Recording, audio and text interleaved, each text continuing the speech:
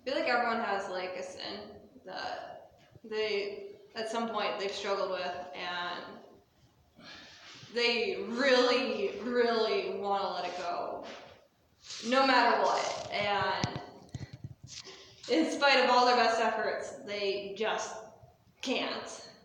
And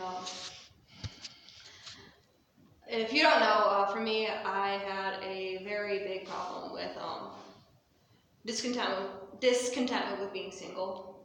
Just to give a bit of context, I was bullied a lot in school, and this was just a coping mechanism I developed.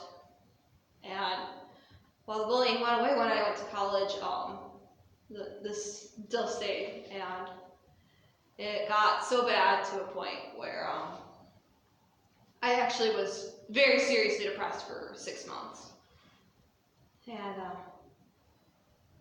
fortunately, God healed me from that, and I'm so thankful for it. But since then, another cycle developed, and it kind of went something like this. I would feel like I'd finally done enough, finally felt enough guilt, finally had done whatever to finally get a boyfriend or whatever. And then I'd ask someone, hey, do you think it's my time yet? And they'd be like, no. And then I'd beat myself up and tell myself how stupid I am for believing that, and just getting deeper and deeper into this problem. And every time I went through this, it just got worse and worse for me. And I went to so many people for help. I tried to do so many things. And it was like nothing happened. I tried analyzing the crap out of it, just anything.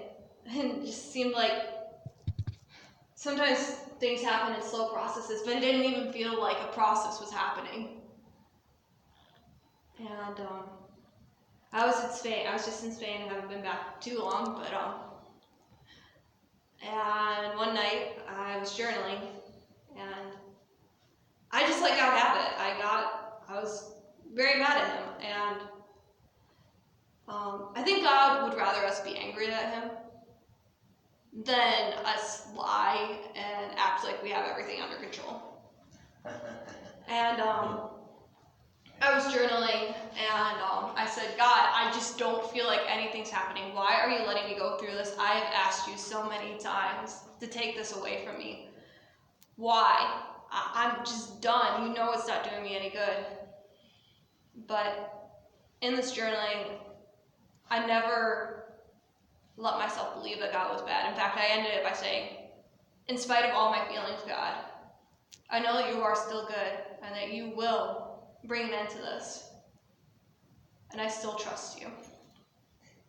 And I texted Geralda, and I just summarized basically everything I wrote in the journal that night. And she told me, well, maybe you need to start thinking about things differently. So the next day I was praying, and I was honestly just looking through articles on just like how to stop wanting a relationship. And God just like stopped me, and he's like, okay, Carrie, when do you find yourself not wanting a relationship? And I thought, and I'm like, well, usually when I'm with my friends. So then I'm like, okay, so my problem isn't I want a relationship, it's just that I'm lonely. And then God's like, Carrie, wait. But there's times when you can't help being alone. Like, you gotta sleep, you gotta be in class. I mean, technically you're not alone in class, but like,